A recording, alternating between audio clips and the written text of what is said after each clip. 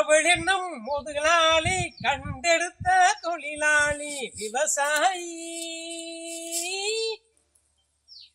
எவன்டா இது? முழுசா ஒரு பாட்டு கூட பாட முடியாம இப்படி கால் பண்ற. ஆனா இவன் தென்னை மரத்துக்கு நாம மருந்து ஓட சொன்னோம்ல. ஹலோ தம்பி, அடுத்த தென்னை மரத்துக்குள்ள மருந்து கட்டிட்டியாக்க? அங்க கட்டியாச்சுங்கண்ணா. ஆனா இங்க குச்சிக்கெல்லாம் காட்டுக்கு வேற தண்ணி கட்டிட்டு இருந்தேன். சரிங்கண்ணா. சரி, உனக்கு ஒரு முக்கியமான சமாச்சாரம் பேசணும். சொல்லுங்கண்ணா. சொல்றேன். அட இந்த கட்டை போச்சு. ஓ, என்னாச்சு? அண்ணனுக்கு வேற லைன் போக மாட்டேங்குது.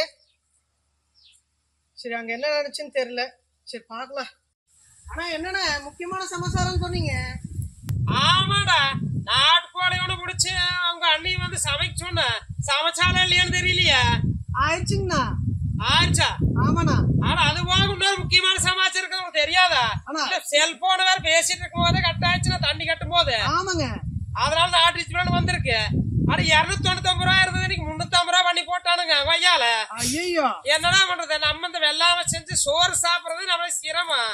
தம்பி, இது வந்து அந்த காலத்துல நாம இந்த மெத்தேடு நூல் காட்டி பேசிட்டு இருந்தோம்ல, நீ அந்த மெத்தேடு தானே பயன்படுத்தோம். நம்மளுக்கு வேற வழி இல்ல. நம்ம கிட்ட கேடுக்கு இதுதானே. நீ செல்போன் கம்பெனிக்கார ஏத்திட்டே போயிட்டு இருக்கிற. நம்ம மாதிரி மக்கள், ஏழை மக்கள், நம்ம என்னடா பண்றது?